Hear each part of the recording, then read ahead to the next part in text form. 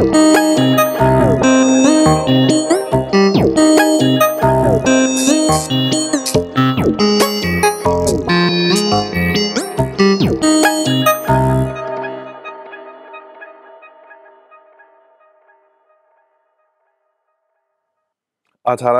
så har jeg lige en fjernsynet. Kæft for det åndssvagt. Men jeg skulle prøve noget sjovt. Velkommen til det, der sådan officielt er første video her på kanalen. Det har taget noget tid, og det er på grund af... Ja, det er også det på grund af mig. Men det er på grund af, at jeg venter på noget firmware. Det er fordi, at i dag skal vi snakke om sådan en Wolfmix her. Og de er kommet med en beta. Vi lige gør sådan her, så kan I se mig. Der er kommet en beta-version af deres firmware til Wolfmix. Den er ikke ude offentligt endnu, det skulle den gøre i løbet af et par uger. Men jeg har simpelthen fået lov til at vise, hvad det kan. Hvad det kan indtil videre. De siger, at der kommer flere og flere funktioner hele tiden. Så vi tager lige en lynvideo. Også fordi, så kan jeg lige få testet det her setup, som jeg har rykket meget rundt på og lave nogle nye kabler noget til. Og flyttet lokation på. Så jeg vil lige vise jer, hvordan man kommer i gang med den nye version af Wolfmix. Så det gør vi lige ved, at vi laver en Wolfmix i fuld skærm. Det er en Wolfmix Mark II. Forskellen på den, det er, at den har sort-knapper her, og så har den et USB-A-stik bagpå, som man på sigt, eller faktisk allerede nu, kan bruge til at sætte en USB-stik i og lægge sine shows ud på. Og man kan sætte et MIDI-board til, sådan et USB-MIDI-board. Det kommer vi ikke til at vise i dag. Lightpartner Herning har sendt den til mig og sagt, vi har set den video, som du har lavet før, lagt på YouTube. Den har vi vist til nogle af vores kunder. Hvis ikke de har kunnet finde ud af det, så har de sagt, sådan kan I komme i gang, så kan I se den video. Det giver noget hjælp. Så de sendte den til mig og sagde, vi vil godt lave nogle flere videoer. Så det vil jeg gerne. Og jeg vil også gerne prøve den nye, som ikke er så ny mere. Så det vi gør for at skal komme i gang, det er, at jeg går ind og tilføjer nogle lamper. Jeg har lavet det er bare en helt ny fil, der er åbnet. Der har lidt nyt grafik i forhold til før. Fixtures at jeg tilføjer 8 lamper. Hero Wash 640 FX. Og det gør jeg, fordi at jeg har lavet sådan en virtuel, hvor der hænger 8 lamper op i en bro. 8 lamper, 13 kanals mode, gruppe A. Så kommer der simpelthen lys i dem. Så skal vi lige have markeret, hvor de lamper de skal køre hen. Det er det forskellige folk, de synes, der er nemmest. Du kan se, det er op og det er ned, så minimum tilt. Hvad er det længste, de må køre tilbage? Det siger vi, det er der. Og de må køre helt op i luften. Og det længste, de må køre til venstre. Det er lidt svært at se på sådan en lille skærm her. Og det længste, de må køre til højre, venstre og højre. Hvis jeg så slipper, så skulle de gerne pege nogenlunde lige ud. Det gør de. Så det bliver her. Det område her, det skal køre i. Vi trykker tilbage. Så er der kommet en ny knap. Jeg håber, I kan se det. Lidt. Der står Go oppe i hjørnet. Hvis jeg trykker på den, så er der som noget nyt kommet en knap, der hedder Generate Presets. Det er fordi, den selv kan lave nogle preset til os. Vi kan vælge, hvilken side den skal starte med at lave det her preset på. Og hvis man selv vil have noget på forsiden, så vil vi gerne starte på side 1. Så vi trykker Generate. Så er der kommet nogen frem. Hvis jeg så viser det hele igen, så kan I se her, at de står og peger en fin gul. Så prøver vi at tage et preset. Get Moving. Det er så ikke det, jeg synes, der er flottest der, for det er sådan et, hvor de hakker i preset. Tag nu den der. Så er vi allerede i gang. Så bliver det sgu ikke nemmere. Prøver vi at tage den der. Lidt af det her hak kan også godt være mit computer power, der brokker sig lidt, fordi at computeren er på arbejde.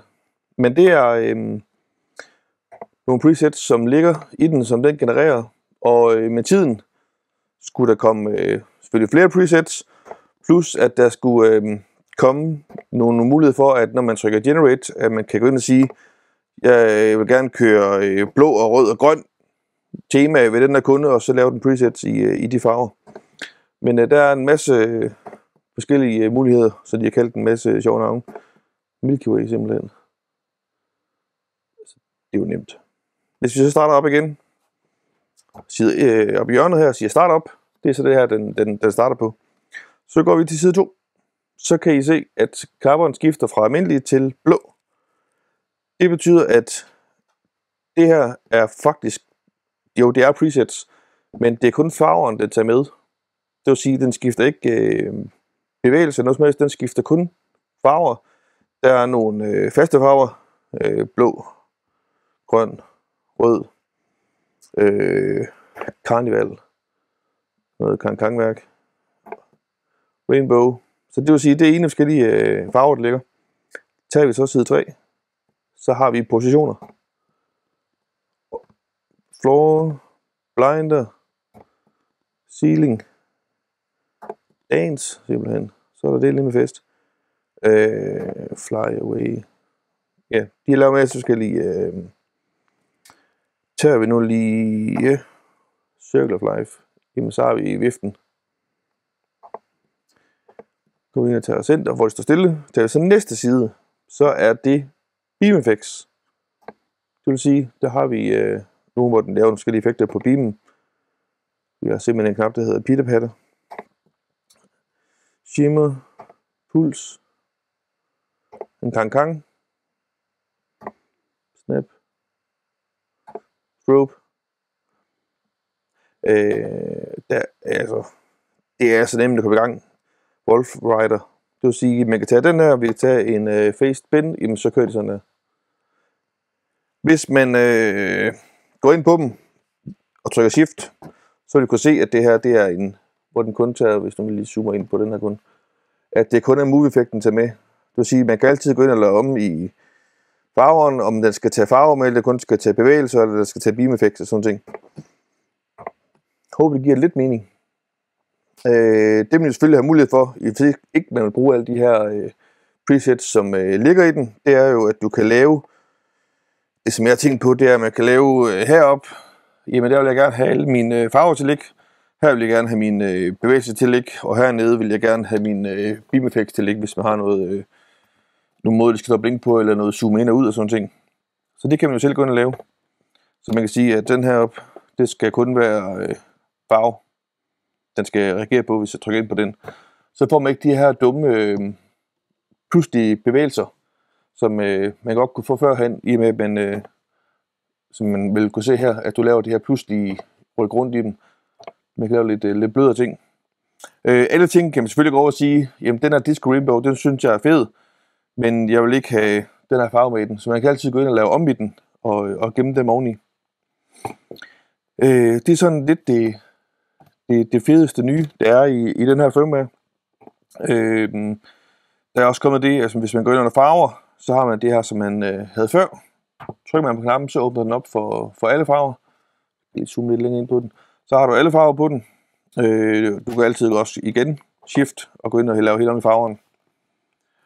Så nu er der også kommet muligheden for, hvis du har lamper med lime i, og UV og sådan ting, og du kan gå ind og ændre det noget HSV, altså en farve.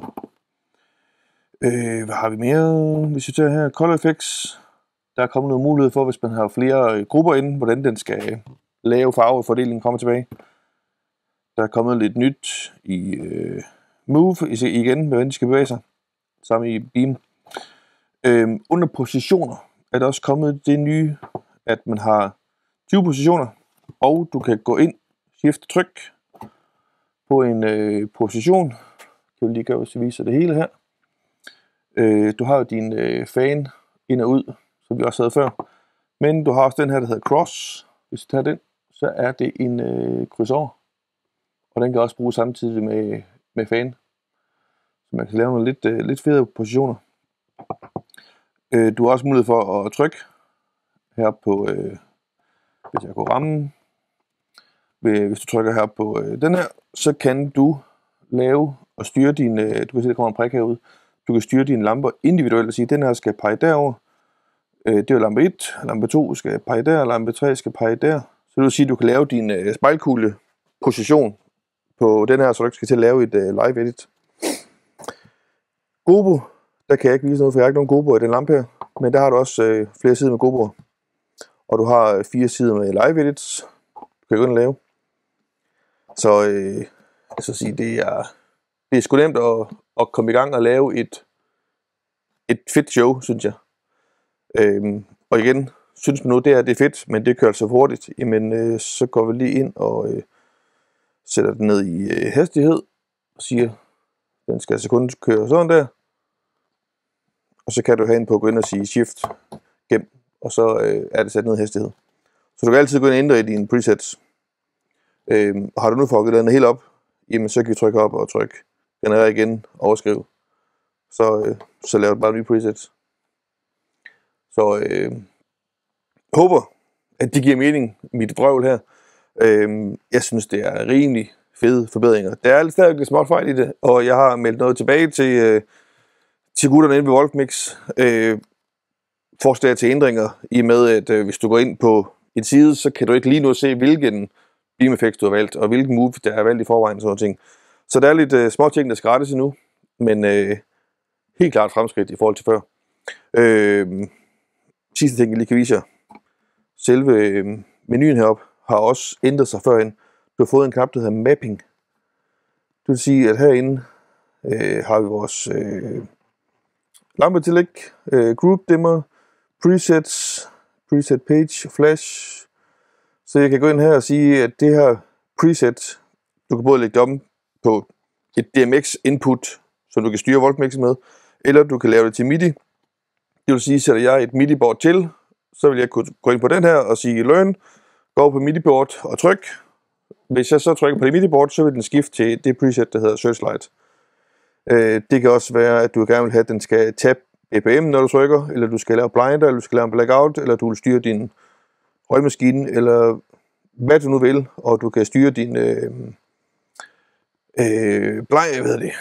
beam, hvor skarpt det beam skal være på en rullehjul. Er du nu for eksempel guitarist, eller står i et band, så kan du jo lave en fodpedal, så når du trykker på den, så skifter den presets, eller du kan lave en blackout, eller du kan styre din blinder på en fodpedal, eller hvad du nu vil. Eller har du en helt clean pult, og du ikke vil have den lysstyring tændt, stående fremme, så kan du gemme den og have et lille MIDI-board stående fremme i stedet for. Så jeg synes, det er rimelig fedt. Det må jeg sgu sige. Og der kommer jo flere og flere ting, og jo flere inputs de får fra jer. Når I får det downloadet en gang og får testet det, oplever I en eller anden fejl, eller har forslag, så inden I sender det til dem, så lige så kan det noget nyt. Og det kommer jo både til Mark 1 og Mark 2. Så det er ikke kun Mark 2, det gælder på. Det gælder også på den gamle. Så det var vist nok for i dag, fra den lille computerskærm her. Det er dumt. Håber I vil kigge med en anden gang. Der kommer snart en ny video. Jeg får tilsendt nogle lamper, som vi skal have testet. Og dem sætter jeg op, tester her i studiet og viser, hvad de kan. Tager dem med ud på et job og viser, hvad kan de egentlig ude på jobbet. Det skulle gerne komme i den næste video, fordi jeg lover, de er på vej. Så tak fordi du kiggede med. Skriv gerne i en kommentar. Hvad kan blive bedre, og hvad kan jeg gøre? Hvad vil jeg gerne se? Og så døde strømmen på kameraet, så det kan ikke blive bedre end det her. Tak fordi I kiggede med. Ciao.